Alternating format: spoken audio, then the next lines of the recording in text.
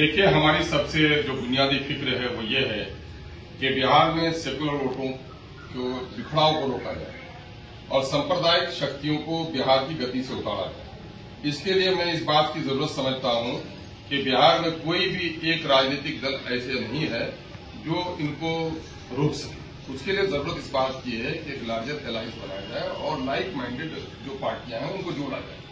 और कभी कभी हम लोग पर लोग इल्जाम लगाते हैं और आज भी हमसे लोग पूछते हैं कि आप लोग गठबंधन में क्यों नहीं जाते, गठबंधन क्यों नहीं कर लेते।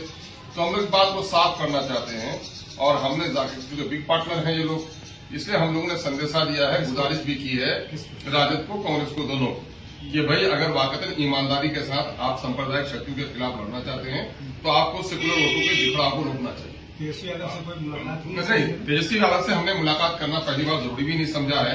अगर जरूरत पड़ेगी तो मुलाकात करेंगे, लेकिन सेकंड लाइन के लोगों को हमने कहा है कि आप तेजस्वी यादव जी से, आदरणीय लालू जी से बात कीजिए कि वो लोग चाहते क्या है।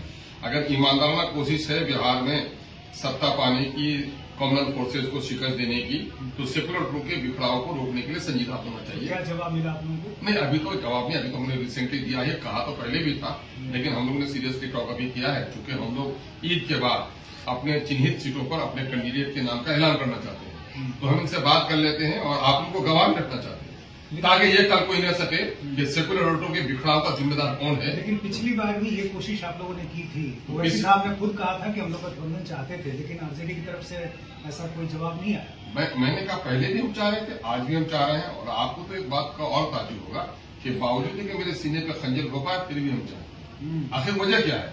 हमको असल उस विचारधारा से मोहब्बत है।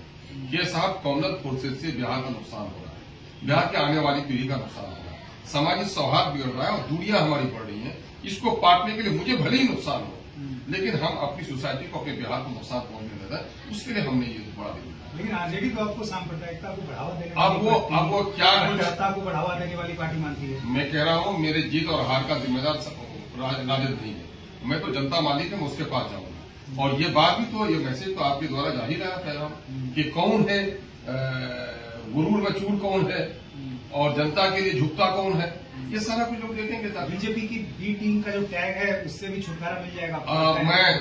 मैं तो समझता हूँ कि मैंने कहा कि अगर किसी में दम है तो आके रूबरू बोल दे कि बीजेपी की बी टीम कौन है।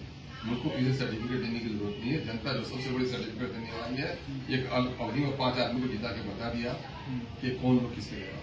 गठबंधन नहीं हुआ, आरजेडी तैयार नहीं हुई तो चुनाव लड़ेंगे, कितनी सीटों पे लड़ेंगे? तो अकेले चलेंगे हम, कल भी चलते हैं रहे। उसके अलावा भी दूसरे लोगों से हमारी बात चल रही है।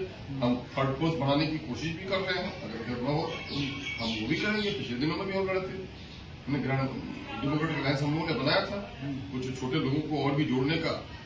हमारी तो सबसे बड़ी ख्वाहिश है, सबसे बड़ी ख्वाहिश है कि साहब बिहार में जो कॉमनल फोर्सेज हैं उनको रोका। किन लोगों से बात चल रही है थर्ड फ्लोर? अब वो तो हम वक्त बताएंगे, जब तक कोई बात कंक्रीट बात नहीं हो जाए। उससे पहले डिस्कस करने से क्या फायदा, हमारी बात चल रही है। आपको नहीं लगता है कि जब आप अलग लड़ेंगे तो उसका नुकसान फिर होगा, सांप्रदायिक वोटों का बंटवारा होगा? तो मैं क्या करूं? मैं इंसाफ की बात करने के लिए लड़ाई लड़ रहा हूं और उनको लड़ाई लड़नी है तो उनको सत्ता की प्राप्ति की लड़ाई लड़नी है, नंबर 1 की चेयर में बैठने की लड़ाई लड़ी है। तो जिनको नंबर 1 की चेयर में बैठना है वो अगर संजीदा नहीं होते हैं तो मुझे क्यों संजीदा होना है? मैं तो आज भी इंसाफ की लड़ाई लड़ रहा हूं, कल भी मुझे इंसाफ की लड़ाई लड़नी है। ठीक।